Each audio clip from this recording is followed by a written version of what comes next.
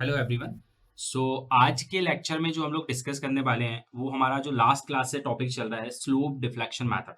हम last class में भी ऑलरेडी स्लोप डिफ्लेक्शन मेथड के बारे में पढ़ चुके हैं कि बेसिकली एसडीएम जो होता है स्लोप डिफ्लेक्शन मेथड की हेल्प से हम किस तरीके से जो इंडिटरमिनेट स्ट्रक्चर्स होते हैं उनको एनालाइज कर सकते हैं।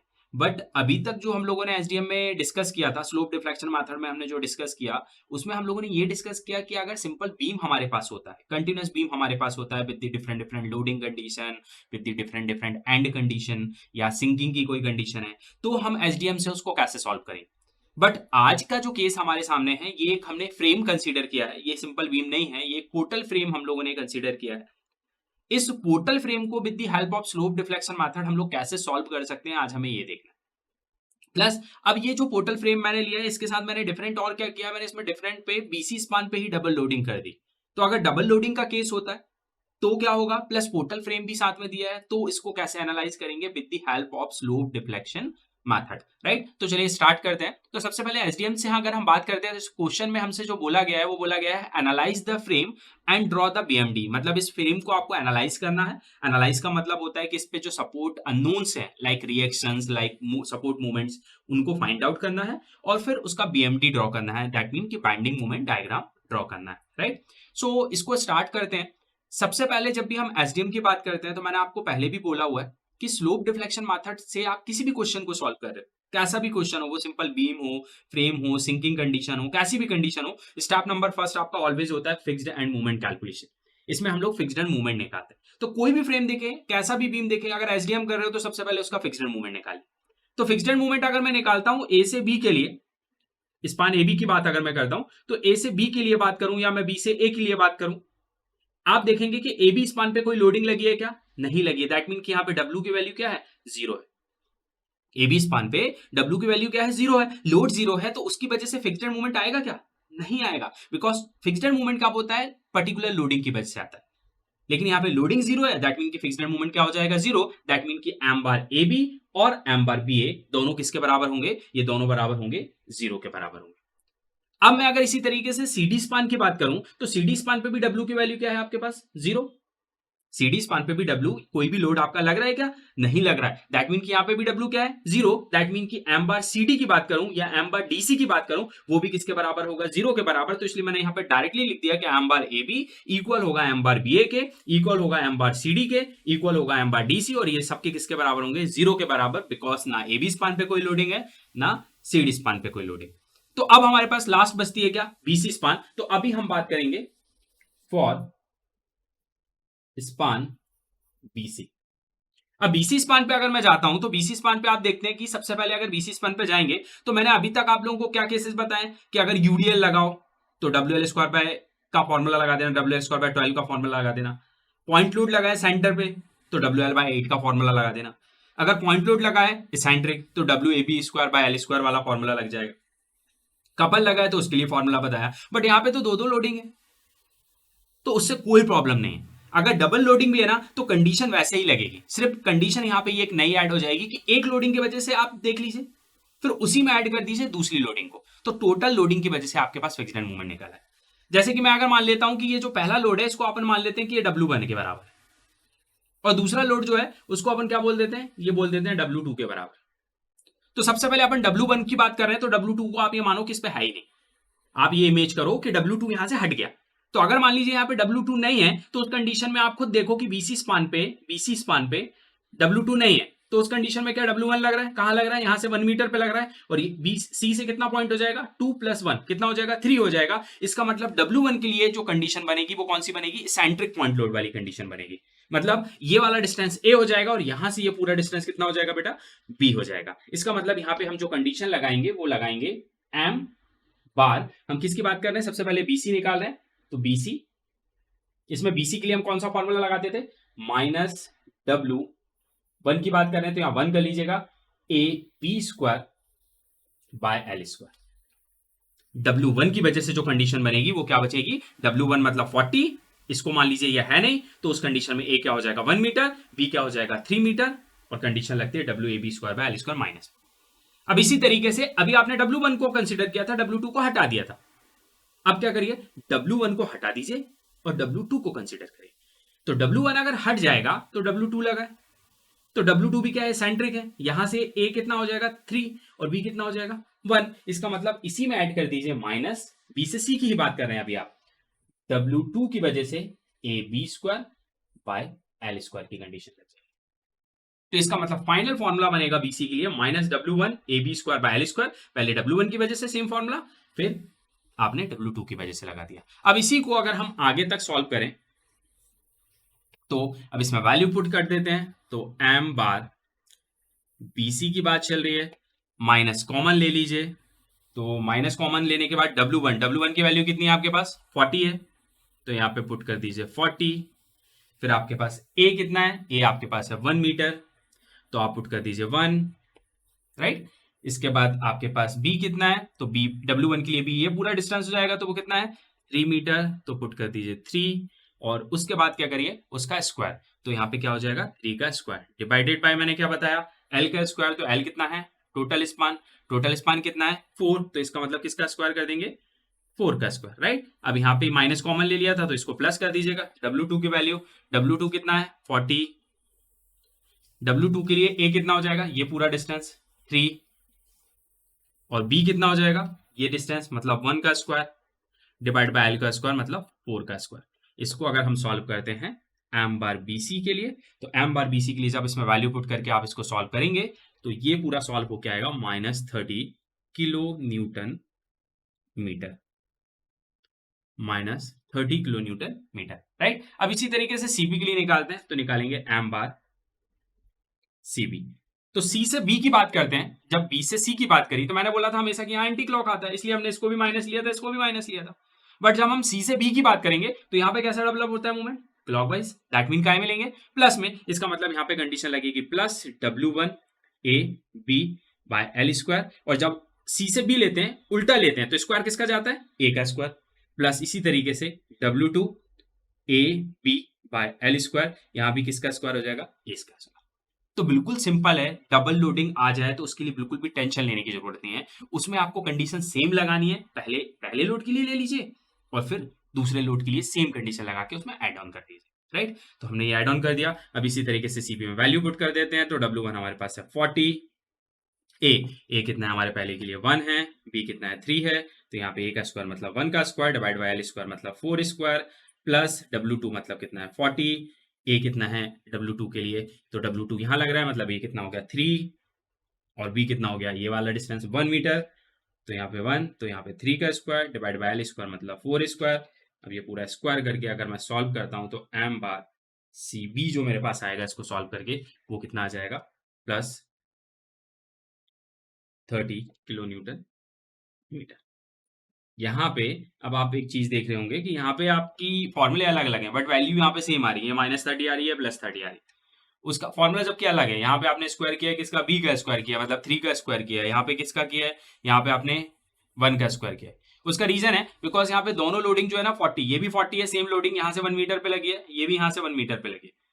इसके लिए पहले वाले में जो कंडीशन बन रही है अगले में वो रिवर्स हो जा रही है, इस वजह से आपकी जो वैल्यू आ रही है वो सेम आ रही है। तो आप इसमें कंफ्यूजन मत होइएगा कि सेम वैल्यू आ रही है दैट मीन की गलत है, ऐसा नहीं है। यहाँ पे दो लोडिंग है और दोनों की कंडीशन आपकी सेम हो रही है, जैसे यहाँ पे 41 3 का square divide by L square हो रहा है, वो रिवर्स होकर वो सेम चीज यहाँ पे रिपीट हो गई। इसी तरीके से जो यहाँ पे हो रहा था वो रिवर्स होकर यहाँ पे रिपीट हो गया, तो ओवरऑल आपका रिजल्ट वही आएगा क्योंकि यहाँ भी माइनस कॉमन आ गया था तो बस माइनस में आएगा और ये आपका प्लस में आएगा। तो इस तरीके से आपकी स्टेप नंबर फर्स्ट कंप्लीट होती है। और अब आप बात करेंगे स्टेप नंबर 2 के लिए, स्टेप नंबर 2 के लिए। सो क्लियर है कि हम पोर्टल फ्रेम की बात कर रहे हैं बट इसमें पहला स्टेप जो होता है वो फिक्स्ड एंड मूवमेंट ही होता है, तो वो हम वैसे ही करेंगे जैसे हम करते हैं, फिक्स्ड एंड मूवमेंट निकालते हैं। बस इसमें डबल लोडिंग थी तो उसके लिए हमने थोड़ा सा एक्स्ट्रा दिमाग लगाया और उसमें हमने W1 W2 करके W1 के लिए पहले ले लिया, फिर उसके बाद W2 के लिए ले लिया, राइट। तो आप इस तरीके से कर लीजिएगा। और अगर कंफ्यूजन हो तो इसके लिए अलग से आप एक रफ डायग्राम बना लीजिए, उसमें पहले W1 बना लीजिए, उसके वजह से निकाल लीजिए, उसका W1 हटा के उसको W2 लगा के उसके लिए निकाल लीजिए, तो थोड़ा सेपरेट करेंगे तो और आसान हो जाएगा अगर ऐसे में कंफ्यूजन अगर आता है तो। अब चलते हैं स्टेप नंबर 2 पे। तो स्टेप नंबर 2 में एसडीएम में क्या करते हैं, ऑलरेडी 4 न्यूमेरिकल किए हुए हैं तो क्या करते हैं उसमें अप्लाई करते हैं एसडीएम को। तो यहां पे हम करेंगे applying SDM, slope deflection method जो है एसडीएम की जो इक्वेशन मैंने आपको बताई थी हम वो अप्लाई करेंगे। और एसडीएम की इक्वेशन मैंने क्या बताई थी, मैं तो थ्रू आउटली एक ही इक्वेशन लेके चल रहा हूं, मैंने कहीं पे चेंज नहीं किया।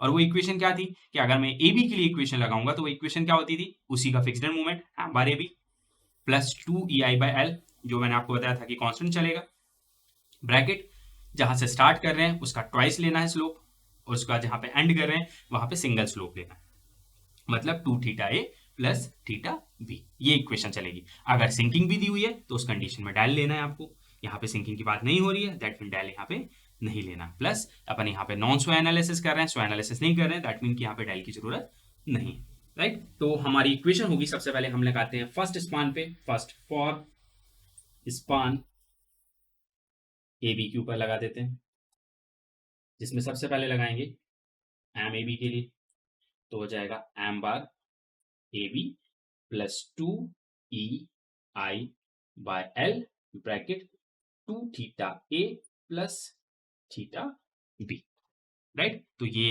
इक्वेशन होगी आपकी ए बी के लिए। अब यहां पर एक छोटा सा नया पॉइंट यहां पे ऐड हम लोग करेंगे कैलकुलेशन को थोड़ा छोटा करने के लिए, और वो क्या है, बिकॉज ये हम जो बात कर रहे हैं अभी वो एक फ्रेम की बात कर रहे हैं, टोटल फ्रेम की बात कर रहे हैं, और ये जो फ्रेम है वो सिमेट्रिक फ्रेम है। ये कैसा फ्रेम है, सिमेट्रिक फ्रेम है। सिमेट्रिक का मतलब ये हुआ कि इस वाले कॉलम की हाइट कितनी है 4 मीटर, इसकी भी हाइट कितनी है 4, मतलब दोनों सेम सेम हो गए।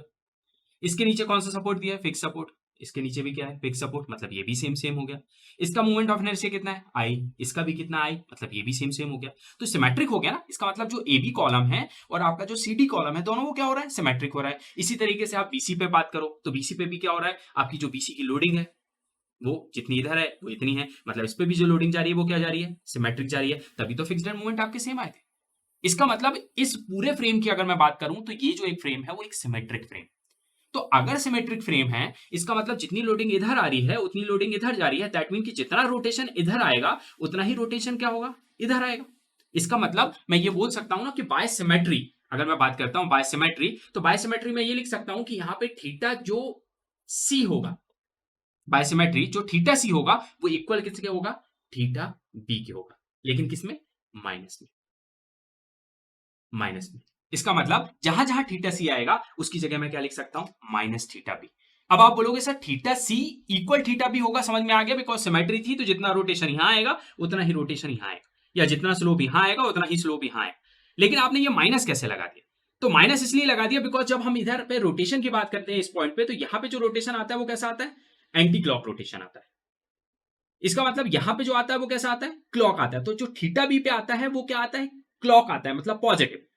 और सी पे जो आता है वो क्या आता है, एंटी क्लॉक, मतलब नेगेटिव। इसका मतलब जहां वहां पे सी पे आएगा वो कौन सा आएगा, एंटी क्लॉक स्लोप आएगा। इसका मतलब सी की जगह जब बी पुट करोगे तो आपको उसको काय में लेना पड़ेगा, माइनस में लेना पड़ेगा। इसलिए मैंने थीटा सी इक्वल थीटा बी होता है, बट आपको उसको माइनस में कंसीडर करना पड़ेगा, राइट। तो ये एक पॉइंट आपको याद रखना पड़ेगा। But in the case of symmetric frame, अगर ये फ्रेम सिमेट्रिक नहीं होता, मतलब इसकी हाइट और इसकी हाइट कुछ और होती, या इधर की सपोर्ट कुछ और होती, या मूवमेंट ऑफ इनर्शिया अलग होता, तो फिर हम ये कंडीशन यहाँ पे अप्लाई नहीं कर पाते। क्लियर है ना। तो अब इसको आगे कंटिन्यू करते हैं। अब हम चलते हैं इसमें वैल्यू पुट करते हैं, तो हमें सबसे पहले एम ए बी निकालना पड़ेगा। M A B equal M bar A B, M bar A B मेरा क्या था, 0 था, तो यहाँ पे 0 हो जाएगा, प्लस 2EI, 2EI, आई की वैल्यू ए बी के लिए क्या है, आई है, तो आई रहेगी, डिवाइड बाय एल, इसका एल कितना है 4 मीटर, तो ये 4 आ जाएगा, प्लस 2 क्या लिखा है, थीटा ए, तो थीटा ए आएगा, प्लस क्या था, थीटा बी, तो थीटा बी ही यहाँ पे आएगा, राइट। तो एम ए बी को अगर मैं थोड़ा सा और सॉल्व कर लेता हूँ तो ये हो जाएगा 2EI, 2 से 2, ये 2 से 2 मल्टीप्लाई होगा, 4 से 4 कट जाएगा, तो ये आ जाएगा EI थीटा ए प्लस, ठीक है, ये हो जाएगा 1/2। तो इसको सॉल्व करके ये जो आपके पास आ जाएगा वो कितना आ जाएगा, 1/2 EI थीटा बी आ जाएगा। इससे बोलिएगा इक्वेशन नंबर फर्स्ट। तो ये आपकी होगी इक्वेशन नंबर फर्स्ट। कैसे किया, ये 2 से 2 मल्टीप्लाई हुआ है तो 4 हो गया, तो 4 से 4 कैंसिल हो जाएगा, तो EI थीटा ए बचेगा, प्लस ये 2 से 4 कैंसिल हुआ है तो 1/2 EI थीटा बी, तो यहाँ पे थीटा बी बचेगा, ठीक है। अब इसमें आप एक और चीज देख सकते हैं कि यहाँ पे आपने जो कंडीशन करी है, वो हम लोग यहाँ पे जो वैल्यू पुट करेंगे वो हम लास्ट में किस तरीके से हम वैल्यूज में निकाल सकते हैं, मूवमेंट्स में निकाल सकते हैं, हम उसकी आगे बात करेंगे। तो आपने यहाँ पे ये वैल्यू पुट कर दी। अब हम आगे चलते हैं। सो अब बात करेंगे बी ए के लिए। एम बी ए की बात करते हैं, राइट। तो एम बी ए के लिए अगर हम बात करेंगे तो एम बी ए में आपकी इक्वेशन होगी M bar B A plus 2EI by L bracket 2 theta B plus theta A, right. इसमें वैल्यू पुट करते हैं। एम बार बी ए की वैल्यू अगर हम पुट करते हैं तो एम बार बी ए हमारे पास है 0, तो यहाँ 0 पुट करेंगे, प्लस 2EI, तो 2 का 2 रहेगा, E का E रहेगा, I का I रहेगा, डिवाइड बाय एल। एल की बात करें तो कितना हो जाएगा 4, तो ये 4 हो जाएगा, ब्रैकेट 2 थीटा बी रहेगा प्लस थीटा ए। तो थीटा ए बेसिकली रोटेशन है, तो फिक्स्ड एंड पे जो रोटेशन होती है वो 0, तो आप 0 भी पुट कर सकते हैं, बाद में भी अपन कर सकते हैं, तो अपन अभी इसको थीटा ए ही लिख देते हैं, कोई इशू नहीं। तो यहाँ पे एम बी ए के लिए जो कंडीशन बनेगी वो बनेगी, यहाँ 2 से 2 मल्टीप्लाई हुआ तो 4 से 4 कैंसिल हुआ, तो ई I theta B plus 1/2 E I theta ए। इससे बोल दीजिएगा क्या, इससे बोलेंगे इक्वेशन नंबर आपकी ये नेक्स्ट हो गई बी ए के लिए, और वो इक्वेशन होगी इक्वेशन नंबर 2 हो जाएगी, राइट। अब इसी तरीके से हम सेकंड स्पान पे पुट करेंगे सेकंड स्पान, और सेकंड स्पान हमारी क्या होगी, फॉर स्पान बीसी की हम बात करें, यहाँ पे हम बीसी की बात करें, राइट। तो बीसी पे अगर हम जाते हैं तो हम इसको कैसे वैल्यू पुट करेंगे, अब हम उसकी बात करेंगे, और उसमें कैसे टीएम हम एसडीएम को अप्लाई करेंगे वो देखेंगे। So now second point, for span BC के ऊपर हम एसडीएम को अप्लाई करेंगे। तो फॉर स्पान बीसी के ऊपर अगर हम जाते हैं तो एम बीसी की बात सबसे पहले करेंगे, तो इसकी इक्वेशन जो बनेगी M bar BC plus 2EI by L bracket 2 theta B plus theta C हो जाएगा, राइट। अब इसी में अगर हम लोग आगे जाते हैं, एम बार बीसी है, एम बार बीसी की वैल्यू हमारी क्या थी, तो हमने एम बार बीसी निकाला हुआ था, और एम बार बीसी हमारे पास था -30, दैट मीन कि हम यहाँ पुट करेंगे क्या -30, प्लस 2 का 2 रहेगा, ई का ई रहेगा, आई की अगर हम बात करें, हम बीसी स्पान की बात कर रहे हैं, तो बीसी स्पान पे आई आपको कितना दिया हुआ है, यहाँ पे दिया हुआ है आपको 2i, तो आई की जगह आपको क्या पुट करना पड़ेगा, वहां पे आपको पुट करना पड़ेगा 2i, तो हम यहाँ लिख देते हैं 2i, right, divide by L. BC span का एल कितना है, तो 1 + 2 + 1 कितना हो जाएगा 4, तो यहाँ पे पुट करेंगे 4 ब्रैकेट 2 थीटा बी। यहाँ पे थीटा बी मतलब रोटेशन आपका रहेगा, तो थीटा बी को आपको लेना पड़ेगा, तो theta B as it is हो जाएगा, प्लस थीटा सी। तो मैंने आपको अभी पीछे बताया था कि ड्यू टू सिमेट्री, क्योंकि ये स्ट्रक्चर सिमेट्रिक है, तो उस कंडीशन में हम थीटा सी की जगह क्या पुट कर सकते हैं, -थीटा बी पुट कर सकते हैं। ये मैंने अभी आपको जस्ट पीछे बताया था।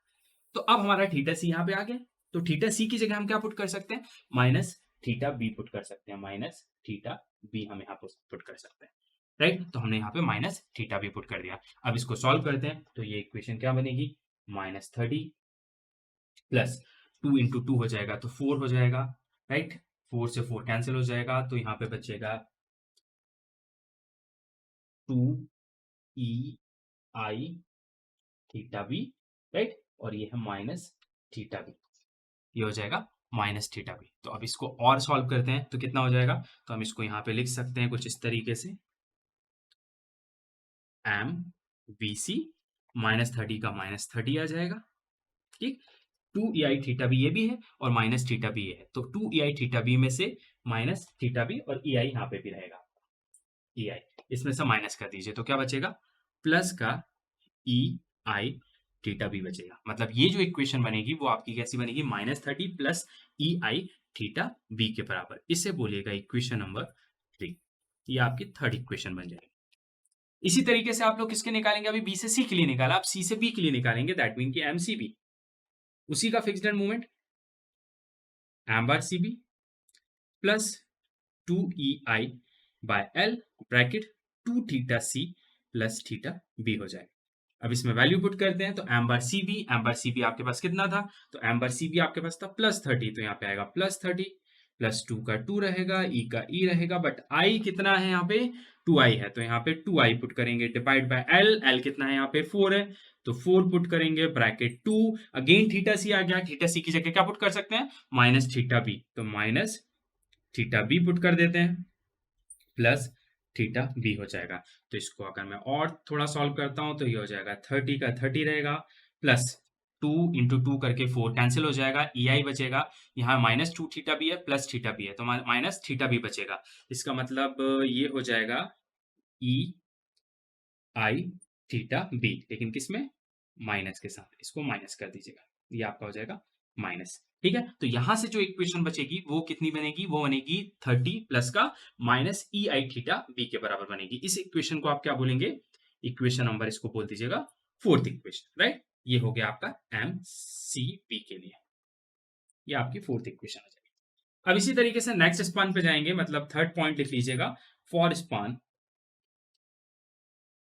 फॉर स्पान लास्ट स्पान कौन सा है सी डी है, तो सी डी स्पान पे जाएंगे। तो सबसे पहले पुट करेंगे किसके लिए, आप सी से डी के लिए, मतलब एम सी डी, इसका fixed moment M bar C D plus 2 E I by L, bracket C से डी जा रहे हैं, इसका मतलब क्या आएगा 2 theta C plus theta D आ जाए, राइट। अब इसी में आप वैल्यू पुट कर देते हैं तो M bar C D, M bar C D मैंने फिक्स्ड मूवमेंट में कितना बताया था, सी डी स्पान पे कोई लोडिंग है क्या, नहीं है लोडिंग, इसका मतलब C D M bar C D का मूवमेंट क्या हो गया था, जीरो हो गया था, तो यहाँ पे जीरो पुट कर दीजिए प्लस 2 का 2 ई का ई रहेगा, आई यहाँ पे आई की वैल्यू कितनी है, आई है तो आई आई रहेगा, एल कितना है इसका एल है 4 तो 4 का 4 रहेगा, राइट, प्लस कितना हो जाएगा 2 थीटा टी सी आ गया, थीटा सी की जगह माइनस थीटा बी लिख सकता हूं मैं, प्लस थीटा डी हो जाएगा। तो अब मैं इसको अगर और सॉल्व करता हूं तो ये हो जाएगा 0 का 0, ये 2 और इसके बाद यहां से 2 मल्टीप्लाई होगा तो 4 से 4 कैंसिल, मतलब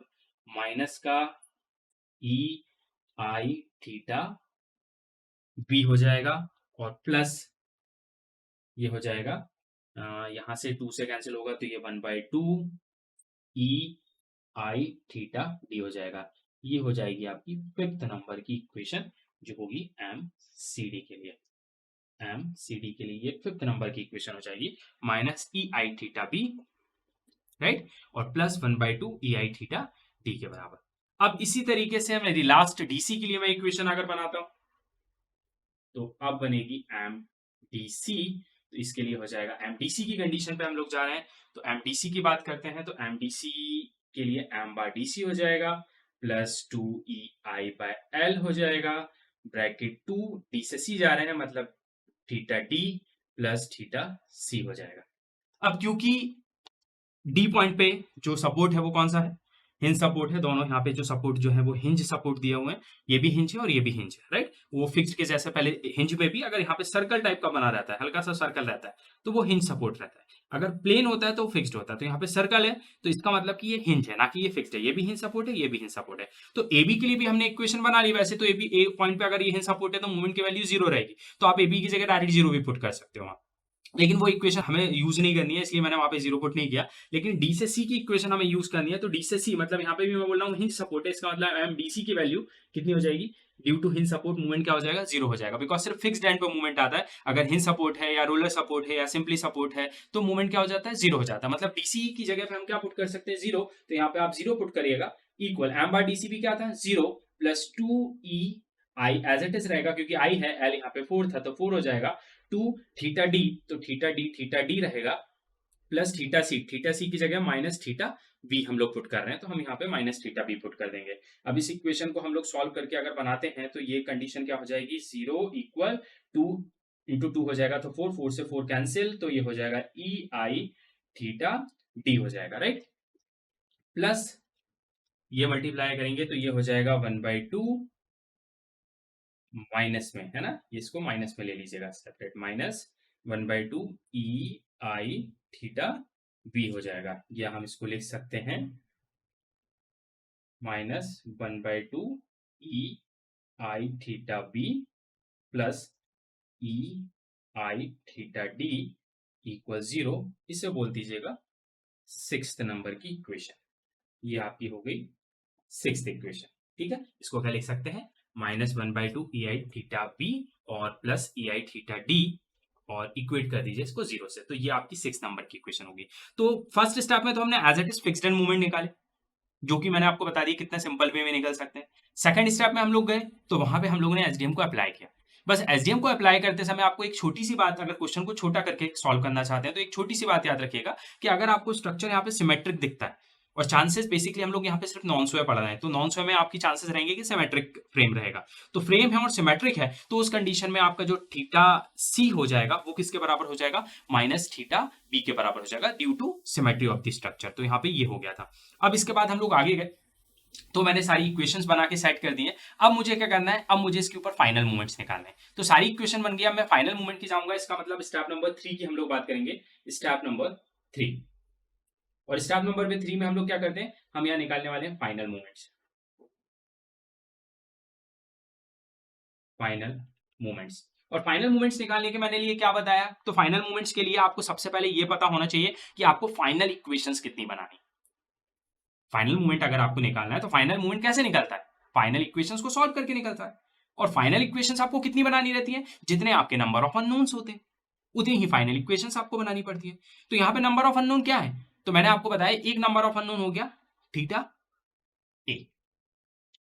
हिंज सपोर्ट है, हिंज सपोर्ट है मतलब रोटेशन आएगा, तो एक थीटा ए आपका अननोन हो गया, तो एक अननोन आपका ये हो गया ए आई theta A.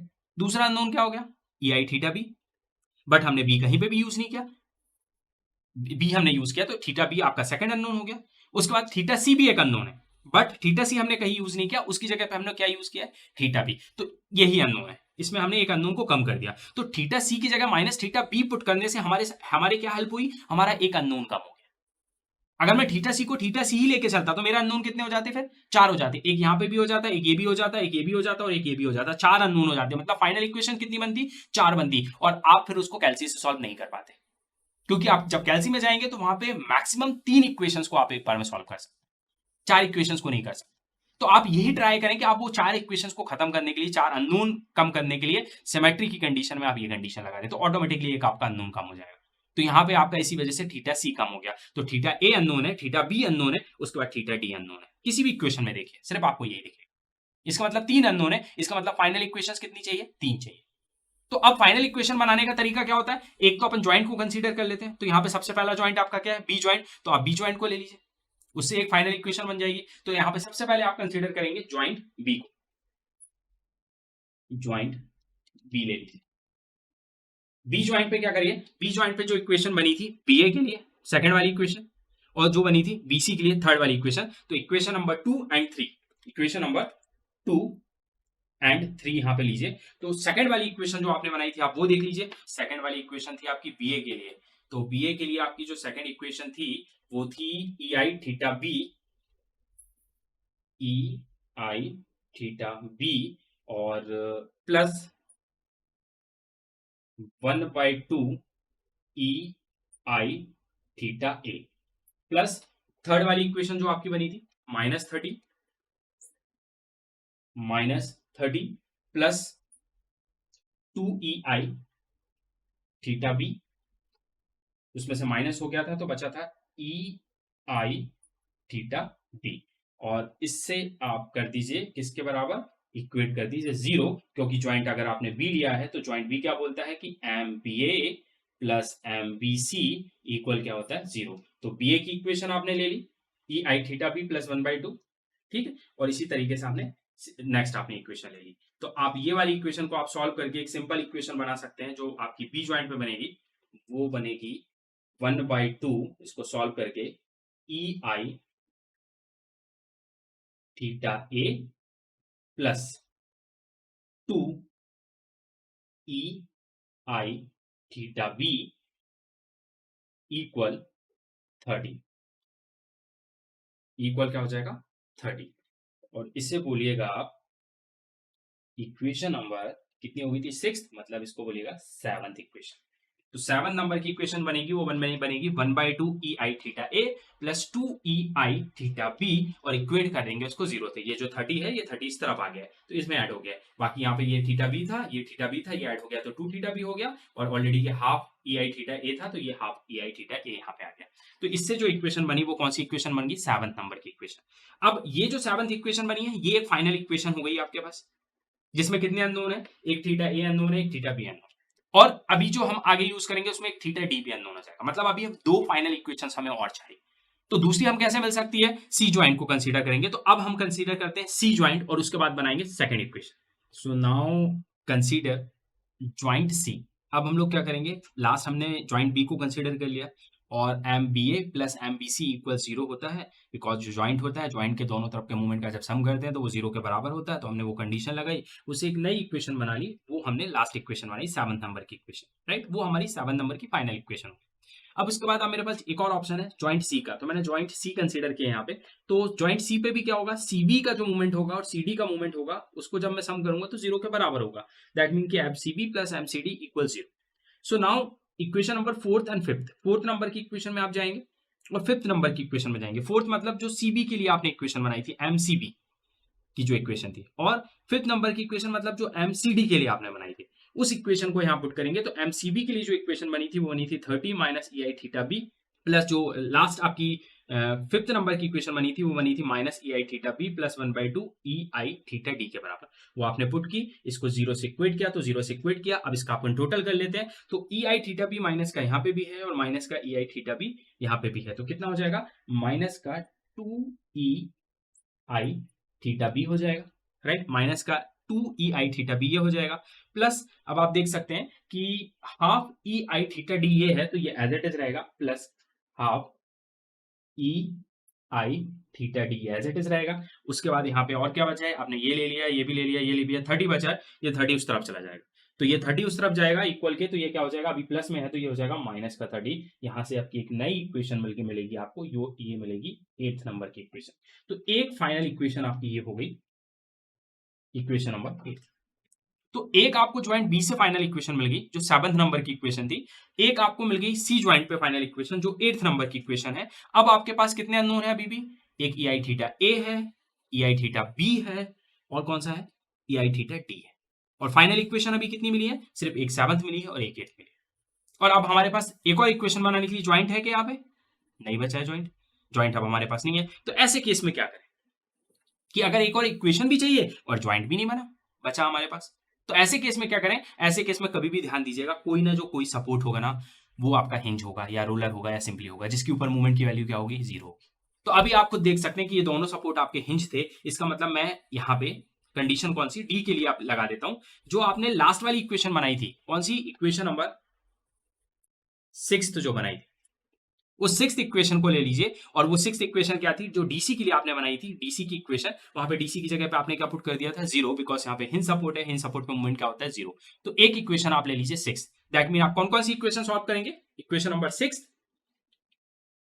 7th and 8। After solving, अब equation number 6, equation number 7, equation number 8, इन तीनों इक्वेशन में जो अननोन चलेंगे वो ई आई थीटा ए होगा, कहीं पे ई आई थीटा बी होगा और कहीं पे ई आई थीटा डी होगा। जब तीनों इक्वेशन को सॉल्व करने के लिए आप कैल्सी में जाएंगे, मोड में जाइएगा, उससे इक्वेशन में जाइएगा, इक्वेशन में 3 अननोन्स में जाइएगा और वहां से वैल्यू पुट करिएगा। तो तीनों इक्वेशन से जब उठा के आप उसमें वैल्यू पुट करेंगे तो आपके जो अननोन है, पहला आपका अननोन निकल के आएगा ई I theta A. E I theta ए की वैल्यू आएगी जो आ रही है -8.57 के बराबर। फिर दूसरा अननोन जब सॉल्व होकर आएगा, ई I theta B, E I theta B आ रहा है 17.14 के बराबर। इसी तरीके से उसी में आपका जो थर्ड अननोन होगा, ई आई थीटा टी, वो जो सॉल्व होकर आ रहा है वो आ रहा है 8.57 पॉजिटिव। तो ई आई थीटा ये आ रहा है, थीटा बी ये आ रहा है और थीटा डी आ रहा है। और थीटा सी की आपको जरूरत नहीं है, बिकॉज थीटा सी किसके बराबर था, तो मैं आपको पहले ही बता चुका हूं कि थीटा सी इक्वल माइनस थीटा बी है। तो थीटा सी की आपको इसलिए जरूरत नहीं पड़ी। तो ये 3 अननोन थे, वो तीनों निकल के आ गए। अब हम क्या करेंगे, हमारी फर्स्ट इक्वेशन में जाएंगे। Now equation number first, then second, then third, then fourth, then fifth और देन सिक्स्थ। सो फर्स्ट वाली इक्वेशन में जाएंगे, उसमें हम ये अननोन की वैल्यू पुट करेंगे तो हमें एम ए बी की वैल्यू मिलेगी 0। अब आपको लगेगा कि मैंने डायरेक्ट 0 क्यों लिख दिया। अब खुद देख सकते हैं कि मैंने ये बोला कि ये कौन सा सपोर्ट है, हिंज सपोर्ट है। ए से बी पे कौन सा सपोर्ट है, हिंज सपोर्ट है। हिंज पे मूवमेंट क्या होगा, 0, मतलब ए बी की वैल्यू क्या निकलेगी, 0। तो इक्वेशन में वैल्यू पुट करके निकालो या आप डायरेक्ट लिख दो, वो 0 ही रहना है, राइट। अब इसके तरीके से सेकंड इक्वेशन में जाएंगे तो एम बी ए की वैल्यू मिलेगी। सेकंड इक्वेशन में जाएगा, एम बी ए पुट निकालेंगे तो सेकंड इक्वेशन में जाएंगे और एम बी ए की वैल्यू निकलेगी, वो निकलेगी 12.86, 12.86 किलो न्यूटन मीटर। बी ए की वैल्यू मिली 12.86 किलो न्यूटन मीटर के बराबर, राइट। ये आपकी किसकी वैल्यू हो गई, बी ए की वैल्यू। इसी तरीके से अब आप जाएंगे थर्ड इक्वेशन में तो आपको मिलेगी एम बी सी की वैल्यू। थर्ड इक्वेशन से बी सी की वैल्यू मिलेगी तो बी सी की वैल्यू मिलेगी -12.86 kilo newton metre, third equation. अब ए बी आपका 0 बिकॉज हिंज सपोर्ट था, बी ए आपके पास आया 12.86, तो अंडरस्टूड है कि बीसी आपके पास क्या आएगा, बी ज्वाइंट है, मतलब जो लेफ्ट में मूवमेंट आता है वही क्या आएगा, राइट में आएगा। तो ये 12.86 है तो ये भी 12.86 होगा। डिफरेंस होगा, अगर ये साइन प्लस का है तो नेक्स्ट क्या आएगा, माइनस में आएगा। अगर ये माइनस होता तो ये काय में आता, प्लस में आता। अब अपन चले जाते हैं इसी तरीके से सी पॉइंट पे, तो सीबी की वैल्यू देख लेंगे इक्वेशन नंबर 4 से, एमसीबी।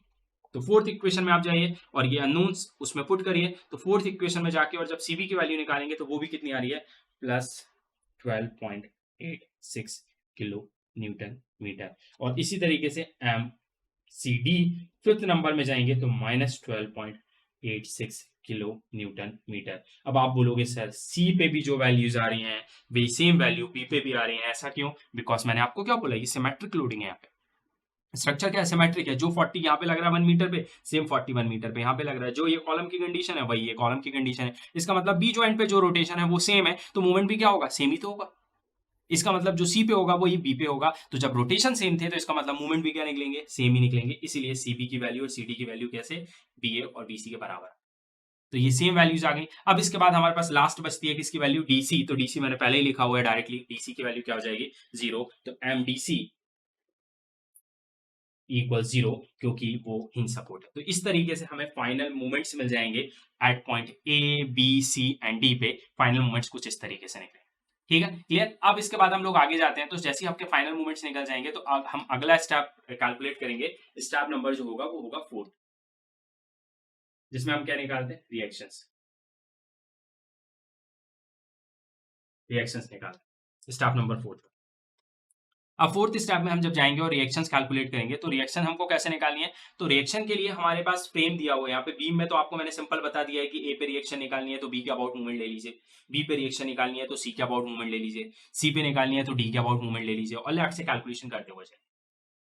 लेकिन अगर मैं जब फ्रेम की बात करता हूँ तो फ्रेम पे जो रिएक्शन निकालने का तरीका होता है थोड़ा सा डिफरेंट होता है। उसको एक ईजी वे में हम लोग निकाल सकते हैं। और वो कैसे निकाल सकते हैं, तो इसको निकालने के लिए आप क्या करिए, कभी भी याद रखिएगा जो वर्टिकल रिएक्शन निकलेंगे यहाँ पे दो सपोर्ट है सिर्फ, ए और बी। इसका मतलब एक वर्टिकल रिएक्शन आपको यहां मिलेगी जिसको आप वीए बोलोगे, और दूसरी वर्टिकल रिएक्शन आपको यहां मिलेगी जिसको आप क्या बोलोगे, वीडी बोलोगे। लेकिन वीए और वीडी जरूर बोल रहे हो, लेकिन इन दोनों वर्टिकल रिएक्शन में दोनों कॉलम का कोई यूज नहीं होता। दैट मीन कि यहां पे आप चाहें तो सिंपल एक बीम बना लीजिए। ये पॉइंट बी है, ये पॉइंट सी है, बीसी मेंबर ले लीजिए। उसके बाद यहां जो पहली रिएक्शन लगेगी उसको बोलेंगे आप ये, और यहां जो रिएक्शन लगेगी वो बोलेंगे आप ईडी। ये डी पॉइंट की रिएक्शन है वर्टिकल, और ये ए पॉइंट की रिएक्शन। लेकिन स्पान सिर्फ बीसी लेनी है, बिकॉज जो वर्टिकल रिएक्शन होती है उसके लिए जो रिस्पॉन्सिबल होती है वो सिर्फ वर्टिकल लोडिंग होती है। तो वर्टिकल लोडिंग सिर्फ बीसी स्पान पे आएगी, तो सिर्फ हमें मतलब जो है वो बीसी स्पान से, और बीसी स्पान पे लोडिंग जो है वो ले लीजिए। तो यहाँ पे आपका लोड लग रहा था 40, यहाँ पे भी आपका लोड लग रहा था 40। ये था 1 मीटर, ये बीच में था 2 मीटर, ये भी था 1 मीटर, और यहाँ से यहाँ तक पूरा जो हो जाएगा वो स्पान एल हो जाएगा, जो कि था 4 मीटर। फिर बी से सी के लिए जो आपने मूवमेंट निकाला, बी सी -12.86, वो यहां लिख लीजिए। इस तरीके से सी से बी के लिए मूवमेंट निकाला, सी बी 12.86, वो लिख लीजिए। सिंपल ये बीम बना लीजिए। बी से सी स्पान आपने यहां से कट किया, उसको आपने एज इट इज ड्रॉ कर लिया। और मैंने बोला था कि ये एंटी क्लॉक आएगा माइनस और ये क्लॉक आएगा प्लस, तो देखिए यार है माइनस और ये प्लस, ये पहले ही हम लोग देख चुके हैं। ये वैल्यूज आ गई, ये रिएक्शन निकाल दीजिए। अब मुझे वीए निकालना है, किसके अबाउट मूवमेंट ले लूं, सी के अबाउट। तो यहाँ पे लिखेंगे taking movement about point C. तो सी के अबाउट मतलब सी पे खड़े होना है और उस तरफ देखना है। तो आप सी पे यहाँ पे खड़े हुए हैं और ऐसे इधर देख रहे हैं, इस तरफ देख रहे हैं, तो आपको क्या दिखेगा, ये वी आ रहा है आपकी तरफ, कैसे घूम के आएगा, क्लॉकवाइज डायरेक्शन। तो यहाँ लिखेंगे प्लस का वी ए इंटू ये डिस्टेंस कितनी है 4, उसके बाद ये 40 नीचे जा रहा है मतलब एंटी क्लॉक क्या आएगा -40, इस 40 से डिस्टेंस कितनी है 3, राइट। उसके बाद यहीं खड़े रहेगा, ये 40 ले लिया, अब ये 40 भी नीचे मतलब एंटी क्लॉक, -40 इंटू ये डिस्टेंस कितनी है 1। इसके अलावा यहीं खड़े हैं, एक मूवमेंट ये दिखेगा और एक मूवमेंट ये दिखेगा, तो ये भी प्लस का ये माइनस का ये कैंसिल आउट हो जाएगा, तो लिखने की जरूरत नहीं है, सीधा इक्वेट कर दीजिए इसको 0 से, because summation of all movement equal क्या होता है 0। अब जब इसको सॉल्व करेंगे वी इंटू 4 -40 इंटू 3 -40 इंटू 1, और ये कैंसिल आउट हो जाएगा, तो इसलिए मैंने नहीं लिखा, इक्वेट करेंगे 0 से। इससे आप इसको सॉल्व करेंगे तो वी की वैल्यू आएगी 40 किलो न्यूटन। सॉल्व करके देखिए 40 ही आएगी। अब इसी तरीके से मुझे वीडी निकालना है, तो वीडी इसका मतलब ये वाला पॉइंट कौन सा है, बी पॉइंट है। तो अब मैं क्या करूंगा, टेकिंग मूवमेंट अबाउट बी। तो यहां से वीडी निकालना है, बी के अबाउट खड़ा हूं मतलब मैं यहाँ पे खड़ा हूँ, वीडी लगेगा, कैसे घूमगा आएगा, ऐसे ऐसे घूमेगा। ये कौन सी डायरेक्शन हुई, एंटी क्लॉक मतलब माइनस बीडी इंटू ये डिस्टेंस कितना 4, तो यहाँ आ जाएगा -बीडी इंटू 4। उसके बाद यहीं खड़े रहेंगे, ये 40 लगेगा, नीचे आ रहा है मतलब कैसे घूम के आएगा, क्लॉक वाइज, तो 40 इंटू ये कितना हुआ 3, तो प्लस का 40 इंटू 3। उसके बाद फिर यहीं खड़े रहेगा, 40 के बाद ये 40 आएगा, नीचे जा रहा है मतलब क्लॉक वाइज 40 इंटू 1, तो प्लस का 40 इंटू 1। उसके बाद यहीं खड़े रहेंगे, एक ये मूवमेंट दोनों का सम करेंगे तो 0, मतलब लिखने की जरूरत नहीं है, सीधा इक्वेट 0 से। और वीडी भी कितना आएगा, तो आपको पता है वीडी भी कितना आएगा 40 किलो न्यूटन। क्यों आएगा वीडी 40, सिंपल सी बात है, ये 40 का लोड है, 40 का लोड है, रिएक्शन क्या होती है, सेम होती है, बराबर होती है। तो 40 प्लस 40 80, मतलब रिएक्शन का सम भी क्या होगा 80, तो अगर ये 40 आए तो दूसरा क्या आएगा, अंडरस्टूड है 40 आएगा। तो इस तरीके से आप वीए और वीडी रिएक्शन को निकाल सकते हैं। और इसी तरीके से आप इसमें हॉरिजॉन्टल भी रिएक्शन निकाल सकते हैं, लेकिन अगर आप हॉरिजॉन्टल रिएक्शन निकालें तो उसके लिए जो रिस्पॉन्सिबल होंगे वो कौन होंगे, ये कॉलम्स होंगे, उसके लिए बीम का कोई लेना देना नहीं है उससे।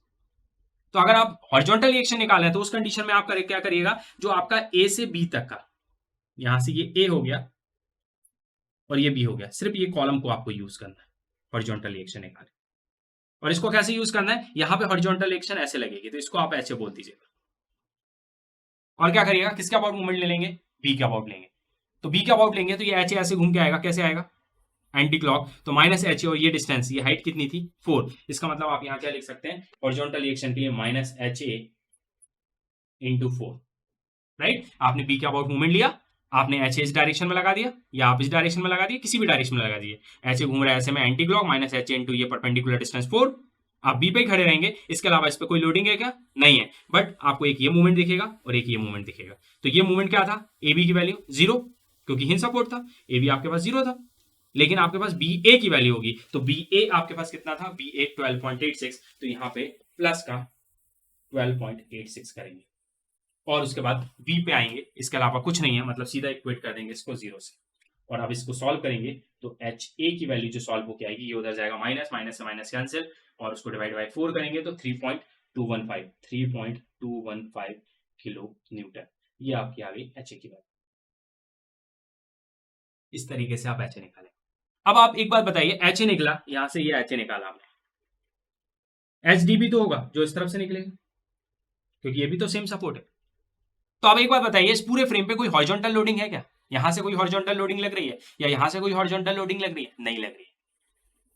दैट मीन कि अगर एच ए आ रहा है 3.215, तो उसी को बैलेंस करने के लिए एच डी आएगा। इसका मतलब जितना एच ए होगा एच डी आपस में ही एक दूसरे को बैलेंस करेंगे, बिकॉज यहां पे कोई हॉरिजॉन्टल लोडिंग नहीं। इसका मतलब एच ए अगर 3.215 है तो आपका जो एच डी होगा, एच डी वो भी कितना होगा 3.215 किलो न्यूटन। सिर्फ डिफरेंस इतना होगा कि ये इस डायरेक्शन में लग रहा है तो ये इस डायरेक्शन में लगेगा, वो इधर लगेगा वो इधर लगेगा, और आपस में ये काउंटर बैलेंस करेंगे, जिससे स्ट्रक्चर ना इस तरफ जाएगा ना स्ट्रक्चर इस तरफ जाएगा, और स्ट्रक्चर क्या रहेगा, स्टेबल रहेगा। तो इस तरीके से आप वर्टिकल एंड हॉरिजॉन्टल रिएक्शंस निकाल सकते हैं कुछ कंडीशन में यहाँ पे आप बीम बना लेंगे तो ये सिंपल हो जाएगा, बिकॉज पूरा पोर्टल फ्रेम देखते हैं और वर्टिकल रिएक्शन निकालने का सोचते हैं तो थोड़ा सा कंफ्यूजन क्रिएट होता है। तो बेटर ऑप्शन मेरे हिसाब से ये रहेगा, तो आप इस तरीके से निकाल सकते हैं, राइट। अब हम चलते हैं स्टेप नंबर 5 पे, जिसे हमें ड्रॉ करना है BMD, binding moment diagram. Now BMD की हम लोग बात करेंगे, हमें बाइंडिंग मोमेंट डायग्राम्स का ड्रॉ करना है, बीएमडी, राइट। तो लास्ट में हमने वर्टिकल रिएक्शंस भी निकाली, हॉरिजॉन्टल रिएक्शंस निकाली, सारे मूवमेंट्स निकाल लिए। अब हमें इसका ग्राफिकली रिप्रेजेंटेशन देना है बीएमडी के लिए। तो उसके लिए आप क्या करेंगे, अब एक साथ अगर पूरे फ्रेम का बनाने की कोशिश करेंगे तो थोड़ा सा कंफ्यूजन क्रिएट होता है, बिकॉज थोड़ा हौच पौच हो जाता है। तो उसके लिए बेटर ऑप्शन क्या है कि सबसे पहले आप क्या करिए, सबसे पहले आप इसकी बीसी स्पान को ले लीजिए, बी से सी ले लीजिए, बी स्पान, बी से सी ले, बीसी स्पान। अब बीसी स्पान में सबसे पहले क्या हुआ है, इससे पहले भी मैंने नंबर ऑफ न्यूमेरिकल्स आपके साथ डिस्कस किए हैं और मैंने आपको बोला है हमेशा कि आपको सबसे पहले क्या करना है, फ्री बाइंडिंग मोमेंट डायग्राम बनाना, ऐसा, या फिक्स्ड एंड मोमेंट डायग्राम बनाना। तो सबसे पहले हम लोग बनाते हैं फिक्स्ड बाइंडिंग मोमेंट डायग्राम और उसके ऊपर से हम लोग बनाते हैं free binding moment diagram. Fixed binding moment diagram बनता है मूवमेंट्स के लिए और फ्री बनता है जो लोडिंग दी रहती है उसके लिए, और फिर ओवरलैप करने के बाद फिर हम हैचिंग करते हैं। तो यहाँ पे भी सबसे पहले मैं फिक्स बाइंडिंग मोमेंट डायग्राम अगर बनाता हूँ तो मुझे क्या चाहिए रहेगा, सबसे पहले मुझे बी से सी के लिए जो वैल्यू मैंने निकाली है, बी से सी के लिए जो कैसी निकाली थी मैंने, एंटी क्लॉक। एंटी क्लॉक मतलब ये एरो कहाँ लेके जा रहा है इसको, ऊपर की तरफ। तो यहाँ पे आप एक लाइन बनाइए ऊपर, और ये वैल्यू हमने निकाली थी 12.86 के बराबर, बी से सी। मूवमेंट्स पीछे आप जाके चेक कर लीजिए। तो ये ऊपर चला गया। अब इसी तरीके से सी से बी की अगर मैं बात करूं तो सी बी पे मैंने एक ऐसा मूवमेंट निकाला था क्लॉकवाइज, और ये एरो इसको कहाँ लेके जा रहा है, ऊपर। इसका मतलब यहाँ पे भी लाइन ऊपर जाएगी, और यहां पे भी सी से बी की वैल्यू क्या थी, 12.86। और अब क्या करिए, इस लाइन से इस लाइन को मिला दीजिए। तो ये जो आपका बनके तैयार हुआ ना, ये फिक्स्ड बाइंडिंग मोमेंट डायग्राम हुआ जो मूवमेंट्स की वजह से बनाया है। 12.86 ये एंटी क्लॉक लग रहा था तो ऊपर गया, और ये सी से बी क्लॉक लग रहा था तो ऊपर गया, और इससे स्ट्रेट लाइन से मिला दिया। ये बना फिक्स्ड बाइंडिंग मोमेंट डायग्राम किसके, बीसी स्पान के। अब इसके ऊपर लोडिंग भी लग रही है, तो एक लोडिंग लग रही है 40 की यहाँ पे। तो मैंने बताया कि पॉइंट लोड जब लगता है तो हम उसके लिए क्या ड्रॉ करते हैं, उसके लिए ट्राइंगल बनाते हैं। पॉइंट लोड जब भी लगता है तो उसके लिए हम लोग क्या बनाते हैं, ट्रायंगल बनाते हैं। तो यहाँ पे एक पॉइंट लोड लग रहा है तो उसके लिए एक ट्रायंगल बनेगा, ये यहाँ से ऐसे ऊपर हट जाएगी, उसके बाद इससे मिलना था। बट उसी के साथ में एक और पॉइंट लोड लग रहा है, तो जब डबल पॉइंट लोड लगते हैं ना, तो एक जैसे एक पॉइंट लोड आपका कुछ इस तरीके से, एक यहाँ पे लग रहा है और दूसरा यहाँ पे लग रहा है, तो उस कंडीशन में ट्रायंगल कैसे बनाएंगे आप लोग, कैसे बनाएंगे, ये वाले पॉइंट के लिए ट्रायंगल बनाया, उसके बाद इस पॉइंट के लिए, इस लोडिंग के लिए इसके लिए बनाया, और जितना भी इस बन रहा है इसको इससे मिला दिया। इस तरीके से कुछ कंडीशन बनेगी जब डबल पॉइंट लोड लग रहा था, तो ये इस टाइप से कुछ ट्रायंगल को बनाया जाता है। और ये हाइट कैसे निकाली जाती है कि ये हाइट कितनी है, तो वो ऐसे ही निकाली जाती है, W1 AB बाय जैसे हम लोग निकालते थे। इसकी हाइट निकालनी है कितनी जाएगी, ये भी कैसे निकलेगी, W2 AB बाय, इसकी हाइट निकल जाएगी। उससे आपको पता चल जाएगा कि कितनी हाइट लेनी है। तो यहाँ पे दोनों की कंडीशन क्या सेम है, ये 40 यहाँ से 1 पे लग रहा है, ये कितना है 3। इसी तरीके से ये भी क्या है 40, इधर से कितने पे लग रहा है 1 पे, और ये कितना है 3। मतलब सेम कंडीशन है, इसका मतलब कि हाइट भी क्या आएगी, सेम आएगी। इसका मतलब ये लाइन आपकी एकदम स्ट्रेट आएगी।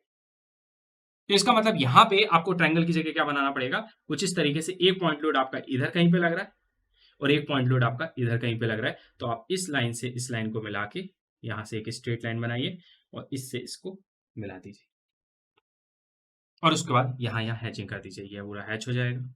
ये आपका हो गया रिजल्टेंट मोमेंट या फाइनल मोमेंट, फाइनल मोमेंट। तो यहाँ पे जो फाइनल मोमेंट आएगा वो आएगा 27.14, और यहाँ पे भी क्या आएगा, सेम आएगा 27.14, क्योंकि दोनों की कंडीशन सेम है तो मूवमेंट भी सेम आएगा। और ये फाइनल मूवमेंट मैंने कैसे निकाला, वो सिर्फ इतनी वैल्यू, ये पूरी हाइट नहीं निकाली, वो तो निकलेगी WAB/L से, वो कुछ और आई, लेकिन मैंने ये रिजल्टेंट मूवमेंट लिखा है 27.14। तो ये रिजल्टेंट मूवमेंट 27.14 अगर आप निकालना चाह रहे हैं तो इस 27.14 को आप कैसे निकालेंगे, plus VA into 1 minus HA into 4 से निकल जाएगा, इससे निकलेगा। ऐसे कैसे निकाला मैंने, ये कंडीशन कैसे लिखी, तो ये ऐसे लिखी, मैं बेसिकली इस पॉइंट पे वैल्यू निकाल रहा हूं फाइनल वाली। तो इस पर कैसे निकलेगी, यहां से ये वर्टिकल रिएक्शन लग रही है, क्या लग रही है, VA, तो मैं इस पॉइंट पे खड़ा हूं।